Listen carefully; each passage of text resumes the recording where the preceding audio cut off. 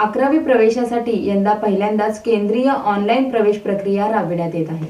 11वी प्रवेशासाठी यंदा पहिल्यांदाच केंद्रीय ऑनलाईन प्रवेश प्रक्रिया शालेय शिक्षण विभागामार्फत राबवण्यात येत आहे। सोमवार दिनांक 26 मे पासून ही प्रक्रिया सुरू होणार आहे। या प्रवेश प्रक्रियेच्या अनुषंगाने पालक व विद्यार्थ्यांनी 27 प्रश्न उपस्थित केले आहेत। या प्रश्नांना शालेय शिक्षण विभागाने उत्तर देऊन मार्गदर्शन केले आहे। ऑनलाईन प्रवेश प्रक्रिया म्हणजे काय व यासाठी कोणता अर्ज करू शकतो असे याबाबत सर्वात जास्त प्रश्न विचारण्यात आले आहेत। सर्व प्रकारच्या मंडळाकडून घेण्यात आलेल्या 10वीच्या परीक्षेत पास व नापास झालेले विद्यार्थी या प्रवेश प्रक्रियेत भाग घेऊ शकतात। ऑफलाईन अर्ज कोणत्याही परिस्थितीत मान्य केले जाणार नाहीत। शालेय शिक्षण विभागामार्फत जाहीर करण्यात आलेल्या संकेतस्थळावरच अर्ज भरावा लागणार आहे व कोणत्याही परिस्थितीत ऑफलाईन शुल्क स्वीकारले जाणार नाही। ऑनलाईन अर्ज दाखल केल्यानंतर सुधारणा करण्यासाठी सोय करण्यात आली आहे। एकाच वेळी विद्यार्थ्यांना 10 महाविद्यालयापर्यंत पसंती क्रमांक देणे शक्य आहे। महाविद्यालयांना इन हाऊस कोटा 10%, व्यवस्थापन कोटा 5% आणि अल्पसंख्याक महाविद्यालयांना 50% कोटा राखीव ठेवण्यात आला आहे। असा कोटा महाविद्यालयांना राखीव असला तरी कोणत्याही परिस्थितीत ऑफलाईन अर्ज घेतले जाणार नाहीत। या विद्यालयांनाही ऑफलाईन फेऱ्यात सहभागी व्हावे लागणार आहे।